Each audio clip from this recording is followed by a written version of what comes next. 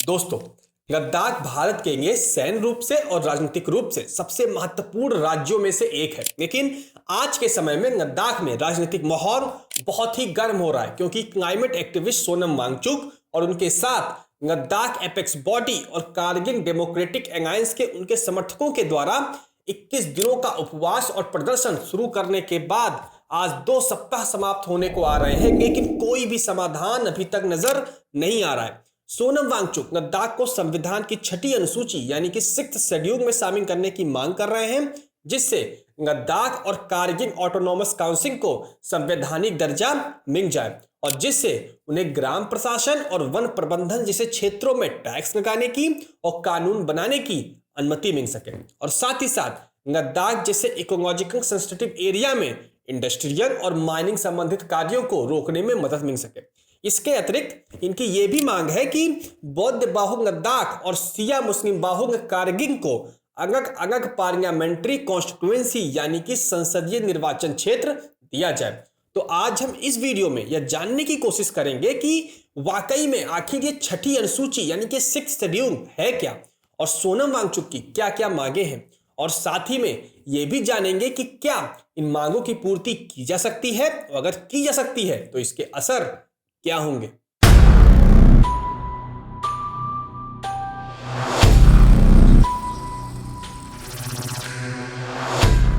दोस्तों, हाल ही के कुछ दिनों में लद्दाख में राज्य का दर्जा और संविधान में अपनी पहचान बनाए रखने को लेकर एक महत्वपूर्ण विरोध प्रदर्शन देखा जा रहा है और ये प्रदर्शनकारी 2019 में जो लद्दाख को बिना विधानसभा के केंद्र शासित प्रदेश बनाया गया था, अब ये लद्दाख को पूर्ण राज्य का दर्जा वापस दिलाने की मांग कर रहे हैं और वह यह भी चाहते हैं कि लद्दाख को 6ठी अनुसूची यानी कि 6th शेड्यूल के अंतर्गत एक आदिवासी क्षेत्र के रूप में मान्यता दी जाए। साथ ही साथ स्थानीय लोगों के लिए नौकरियों में आरक्षण और लेह और कारगिल दोनों के लिए अलग अलग संसदीय क्षेत्र की मांग भी कर रहे हैं। दोस्तों, यहां पर यह जान लेना बहुत ही जरूरी है कि यह प्रदर्शन इतना महत्वपूर्ण क्यों है। दोस्तों,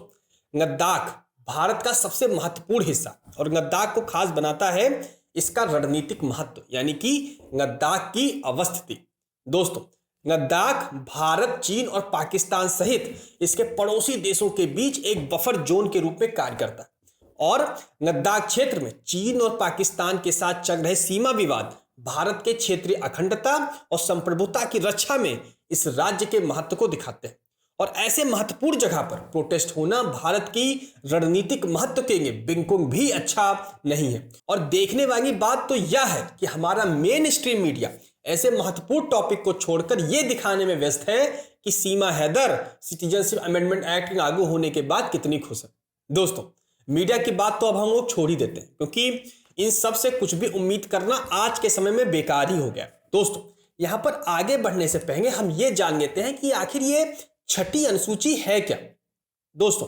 भारतीय संविधान की 6ठी अनुसूची यानी कि 6th शेड्यूल जनजातीय आबादी के अधिकारों की रक्षा के लिए इन जनजातीय क्षेत्रों को सेल्फ एडमिनिस्ट्रेशन का अधिकार प्रदान करती है और यह विशेष प्रावधान इन्हें संविधान के आर्टिकल 244 और 275 के तहत प्रदान किया जाता है। दोस्तों, अनुच्छेद 244 के तहत किसी भी जनजातीय इलाके में ऑटोनोमस डिस्ट्रिक्ट काउंसिल यानी कि एडीसी का गठन किया जाता है, जिसके पास कुछ विधायिका की, कुछ न्यायपालिका की और कुछ कार्यपालिका की भी ताकतें होती हैं। और अभी भारत में 6th शेड्यूल के अंतर्गत सिर्फ 4 जनजातीय इलाकों को ही सेल्फ एडमिनिस्ट्रेशन का प्रावधान है, जिसमें नॉर्दर्न स्टेट्स जैसे कि असम, मेघालय, त्रिपुरा और मिजोरम शामिल है। दोस्तों,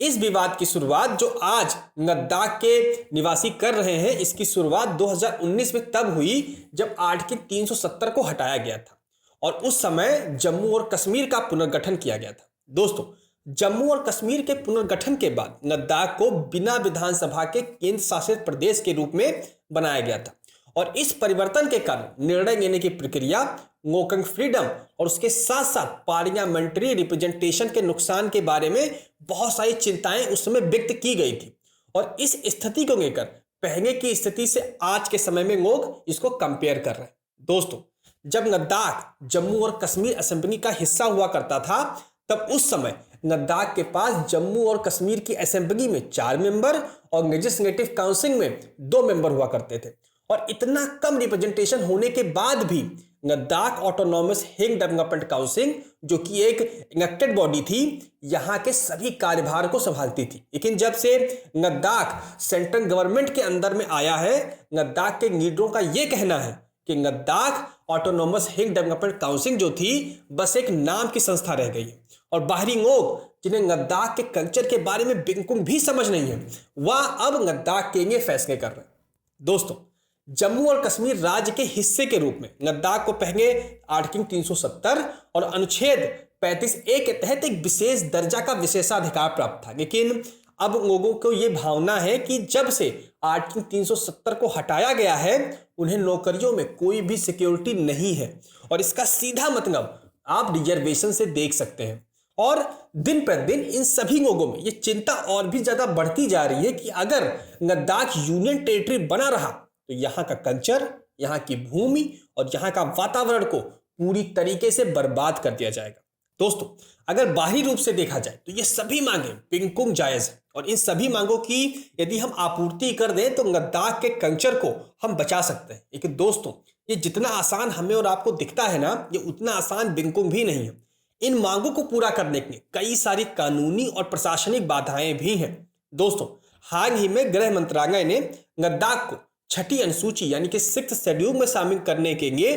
संविधान में संशोधन करने पर विचार करने को कहा है, और यह भी कहा है कि इस तरह के कदम के लिए संवैधानिक संशोधन की आवश्यकता होगी। दोस्तों, अगर कानूनी रूप से यदि हम देखें तो ये बात तो सच है, क्योंकि संविधान ने स्पष्ट रूप से छठी अनुसूची में नॉर्थ ईस्ट क्षेत्रों के लिए रिजर्व की, जबकि देश के अन्य हिस्से में जो आदिवासी के क्षेत्र यानी कि जो शेड्यूल एरियाज आते हैं उनको 5वीं अनुसूची यानी कि 5th शेड्यूल के अंतर्गत रखा जाता है। दोस्तों, अगर लद्दाख को छठी अनुसूची में शामिल कर दिया जाता है तो उस क्षेत्र में गवर्नेंस स्ट्रक्चर यानी कि शासन संरचना में काफी सारी कठिनाइयां भी बढ़ जाएंगी, जिससे संभावित रूप से कई सारे महत्वपूर्ण निर्णय लेने की प्रक्रिया में और भी ज्यादा देरी हो सकती है। और ऐसा नहीं है कि सरकार इन मांगों पर ध्यान नहीं देना चाहती। अभी कुछ ही दिन पहले केंद्र सरकार ने संसद के अस्थायी समिति को छठी अनुसूची के बारे में यह बताया था कि किसी भी आदिवासी आबादी को छठी अनुसूची में शामिल करने का उद्देश्य सिर्फ इतना है कि उनके ओवरऑल सोशियो इकोनॉमिक डेवलपमेंट को वो बढ़ा पाए,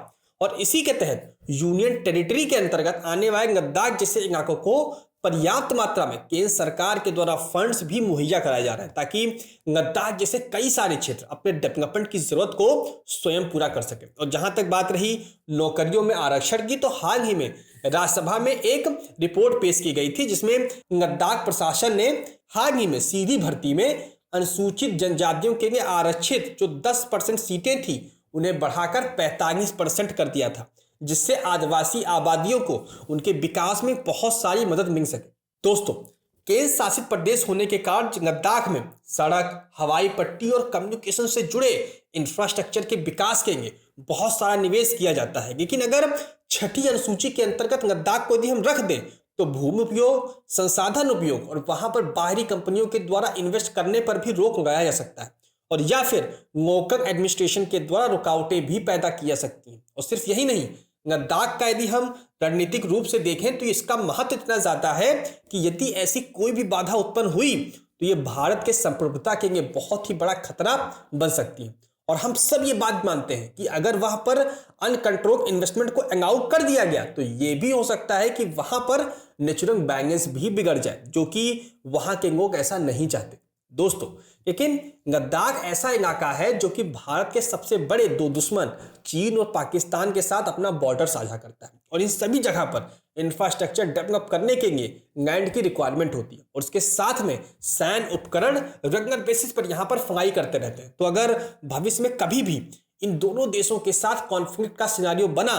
तो उस स्थिति में अगर कोई भी इंफ्रास्ट्रक्चर डेवलप करने की जरूरत पड़ी तो 6th शेड्यूल के अंतर्गत होने की वजह से डिसीजन लेने में बहुत ही ज्यादा बाधा आएगी, और ये भारत की अखंडता, संप्रभुता के लिए ठीक बात नहीं होगी, क्योंकि ऐसे इलाकों में थोड़ी सी देर आपकी जीत और हार का कारण बन सकती है। दोस्तों, अगर हम देखें तो लद्दाख का यूनियन टेरिटरी के रूप में होना यह भी इंश्योर करता है कि भारत चीन के साथ अपने निगोशिएशन करने में शक्ति दिखा पाए, क्योंकि यूनियन टेरिटरी के रूप में सेंट्रल गवर्नमेंट का डायरेक्ट कंट्रोल इन इलाकों पर रहता है। तो मुझे नहीं लगता कि चाह कर भी सरकार सोनम वांगचुक के इस 6th शेड्यूल में डालने की बात को मंजूर करेगी, क्योंकि ऐसा करना अपनी संप्रभुता और अखंडता से खिलवाड़ करना होगा, जो कि मुझे नहीं लगता कि वर्तमान समय की भाजपा सरकार ऐसा करेगी। दोस्तों, 2023 की शुरुआत से ही अपेक्स काउंसिल और साथ में लद्दाख ऑटोनॉमस हिंद काउंसिल के द्वारा कई सारे ऐसे प्रयास किए गए कि वह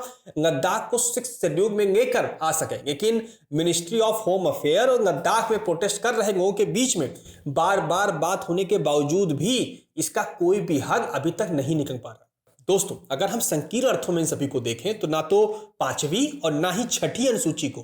केंद्र शासित प्रदेश लद्दाख पर लागू किया जा सकता है, भले ही क्यों ना इसकी आबादी 97% इसमें आदिवासी ही क्यों ना हो। इसके बजाय हो यह सकता है कि Ladakh autonomous Hind development act 1997 में संशोधन किया जाए और इसे और अधिक शक्तियां प्रदान की जाए। और इसका मतलब यह होगा कि अगर इस अधिनियम में संशोधन कर दिया जाता है और लोकल गवर्नेंस को और ज्यादा ताकत दे दी जाती है तो यह बेहतर सोल्यूशन होगा, अब बजाय कि लद्दाख को 5th और 6th शेड्यूल में डाल दिया जाए। दोस्तों, अभी वर्तमान के समय में यदि हम देखें तो Ladakh autonomous Hind development council के अंतर्गत इसके पास जिला पंचायत के बराबर की शक्तियां हैं, और अगर इस एक्ट में कुछ संशोधन करके इन्हें कुछ और शक्तियां दे दी जाएं तो शायद यह मामला सुधर सकता है। और दोस्तों, मिनिस्ट्री ऑफ होम अफेयर्स से लद्दाख के लोगों द्वारा जो मांग की जा रही है उसका ना पूरा होने का सबसे बड़ा कारण लाइन ऑफ एक्चुअल कंट्रोल और लाइन ऑफ कंट्रोल है, जो कि भारत के लिए बहुत ही ज्यादा जरूरी है। दोस्तों, अगर इस विरोध प्रदर्शन को शांत करने के लिए कोई मीटिंग ग्राउंड नहीं निकाला गया तो समस्या और भी शायद बढ़ सकती है। सरकार को विरोध प्रदर्शन में शामिल लोगों के साथ एक एक करके बातचीत शुरू करनी चाहिए, जिसमें लद्दाख के स्थानीय समुदाय के लोग, राजनीतिक नेताओं और विभिन्न धर्मों के प्रतिनिधि भी शामिल हों। और यह बातचीत का उद्देश्य यह होना चाहिए कि उन सभी के डिमांड को सुलझाने की कोशिश करनी चाहिए जिससे यहाँ पर 6ठी अनुसूची की मांग हो रही है, जैसे कि जॉब सिक्योरिटी, इकोलॉजिकल बैलेंस या फिर लैंड यूज इत्यादि चीजें। और यह कोशिश करना चाहिए कि लोगों का विश्वास हासिल करें और 6th शेड्यूल में लद्दाख को रखने की मांग करने वाले जो मूल कारण हैं उन्हें सुलझा दिया जाए और उसके लिए एक समय सीमा भी निर्धारित की जाए और उस समय सीमा के अंतर्गत उसको सुलझाया भी जाए। दोस्तों, लद्दाख के लोगों द्वारा की जा रही जो मांग है ना कहीं ना कहीं जायज भी है, क्योंकि जब उन्हें जम्मू और कश्मीर के अंतर्गत रखा जाता था तो हमेशा से ही उनका शोषण होता रहा, और यह बात आप उनके पॉलिटिकल एक्टिविस्ट से सुन सकते हैं। तो जब 2019 में लद्दाख को जम्मू और कश्मीर से अलग किया गया तो जिसकी मांग लद्दाख के लोग बहुत दिनों से करते आ रहे थे, तो उन्हें यह उम्मीद थी कि आगे का फैसला उनसे पूछ कर लिया जाएगा कि क्या लद्दाख को यूटी यानी कि यूनियन टेरिटरी बनाया जाए या फिर लेजिस्लेटिव ऑटोनॉमी दी जाए। लेकिन यूनियन टेरिटरी के बनते ही यहाँ के लोगों में यह भी डर सताने लगा कि जो उनकी कल्चरल वैल्यूज हैं उन्हें यह लगता है कि उनसे बेहतर वो कोई भी नहीं सुलझा सकता, और अगर लद्दाख जैसे सेंसिटिव इलाके में लोकल गवर्नेंस नहीं होगी तो दिल्ली से इसे डायरेक्ट चलाने में काफी सारी मुश्किलें आ सकती। लेकिन इन सभी मांगों को देख करके यह बात तो कहा जा सकता है कि मांग सही कितनी भी हो, लेकिन लद्दाख भारत के लिए रणनीतिक रूप से बहुत ही ज्यादा जरूरी है। और अगर यह सवाल किसी और यूनियन टेरिटरी का होता तो शायद सरकार इस बारे में सोचती, लेकिन क्योंकि लद्दाख दुनिया के सबसे हॉस्टाइल या फिर हम आसान शब्दों में ऐसे कह सकते हैं कि सबसे ज्यादा तनावपूर्ण और सबसे ज्यादा मिलिट्री प्रेजेंस वाला भूमि है, तो इस बात को टांगा नहीं जा सकता कि कोई भी देश अपनी स्ट्रेटेजिक ऑटोनॉमी के साथ खिलवाड़ नहीं करना चाहेगी, और इसमें आगे का सोल्यूशन सिर्फ और सिर्फ बातचीत से ही निकल सकता है, और जहां पर बातचीत के जरिए से उनकी समस्याओं को सुलझा करके आगे बढ़ा जा सकता है। दोस्तों, आज के इस वीडियो में इतना ही, मिलते हैं अगले वीडियो में। नमस्कार।